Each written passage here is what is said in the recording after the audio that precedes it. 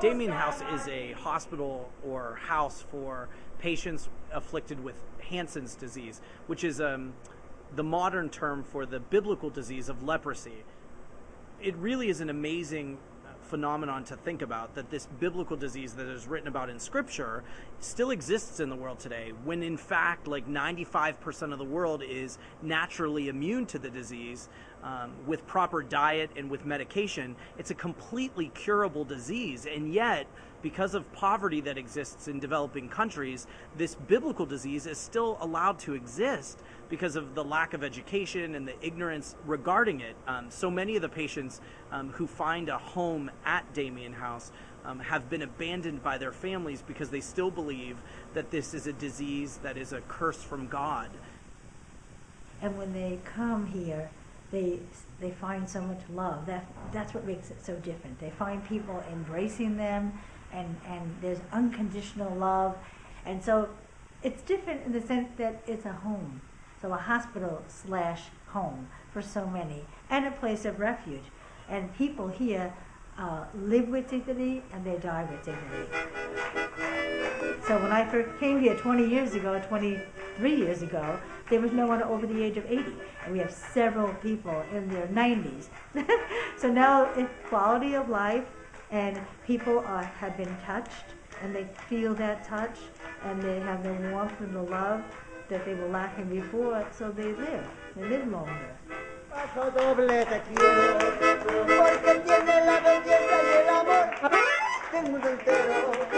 Paso doble te quiero, porque tiene la belleza y el amor. So we've decided to spend the week here with Sister Annie and the patients at Damien House to do work projects and to live with and befriend the patients and the family here at Damien House. It's been a joyful week of service, connected to our faith experience of following Christ's command to love and serve one another. I think at home there are so many things that can distract us so easily from the work that we're trying to do in helping other people. And I think coming to Ecuador is a way to get away from all of those distractions and live a simple life and kind of just have the need to only focus on the work that we're doing and the love that we're sharing with other people. My faith really is what drives me to want to do the service, because I just see God in all of these people and see Christ, see the face of Christ in all of these people, and it just makes me want to reach out to them. And I've never really had that experience before where I've sort of looked at someone and really seen the whole good in them. You're gonna get it! Faith has helped me in one big way, because throughout this trip I've been tired, I've been sweaty, I felt uncomfortable and frustrated, but I just realized that my needs come second to their needs, because they're suffering a lot more than I am.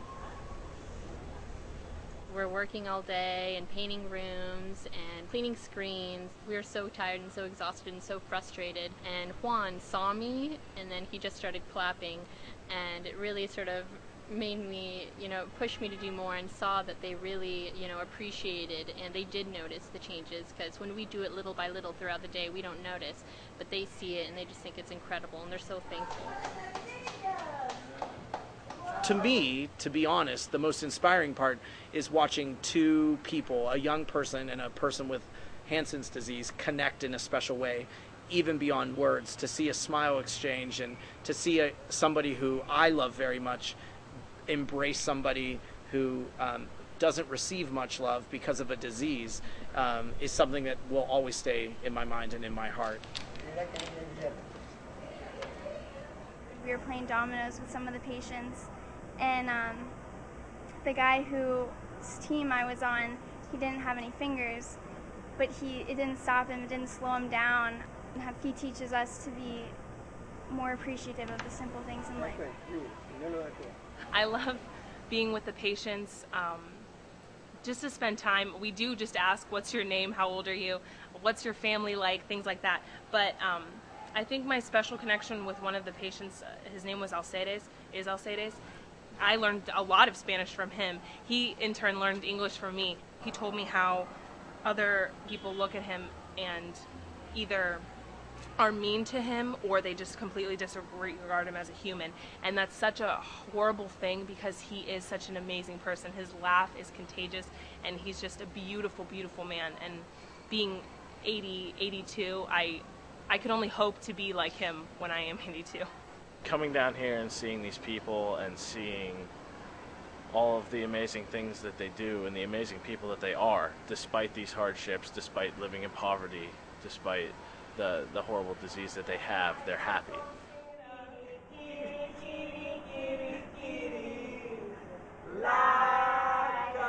I am completely and utterly convinced that Sister Annie is a living saint. She has a joy that simply overwhelms people who visit and get to know her. Her work at the hospital, which is difficult to name a hospital because it feels like a family, is nothing short of a true miracle. She has made people who at once felt abandoned feel special and worthy of love. And whenever she walks in a room, she lights up and makes people happy, and it's just this whole atmosphere changes when Annie is around. What impresses me greatly are the people that work here. There is a feeling of love. It's like your niece is taking care of you here, or your daughter is doing the cleaning for you or helping you with stuff. There is such a sense of family feeling at Damien House that obviously is promoted by Sister Annie throughout. This one. Let's see. Not all of us can travel to Ecuador and spend a week at Damien House, but all of us, every single one of us, can contribute to the ministry with their financial support and with their prayers. If good people chose to do nothing, this very special holy place would not be able to continue and would have to close its doors. And that we have to ensure never happens. So our support, both financially and spiritually, in addition to those of us who'd like to travel and roll up their sleeves and do good work, is critically important to the lives of the patients here. Those are the people who go to sleep at night believing that other people will care for their needs and praying for continued support. The patients bring so much out of me and help me change, and it's vice versa. It's not a job for me here. This is my whole life here. I can spend the rest of my life here as long as I'm needed here. And because there's such a joy, there's such a faith that people have here, they really believe that God will help them. Their faith increases my own faith, and their joy increases my joy, and their openness increases my openness, and so on and so on and so on. It's a place where I feel like you can just be yourself, and I feel like we need a lot more Damien houses in this world.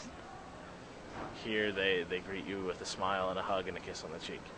And it's something that's like, I haven't experienced it anywhere else but here, and I'm gonna miss it a lot. You come out changed. There's no way that you can come to Ecuador and leave the same person. It's one of those experiences that once it touches your heart, it never leaves. The Jesuits have a phrase called being ruined for life. And an experience like this, I firmly believe, ruins you in the best possible way for the rest of your life. Paso doble te quiero, porque tiene la belleza y el amor del mundo entero. Paso doble te quiero, porque tiene la belleza y el amor de los toreros. Paso doble te quiero,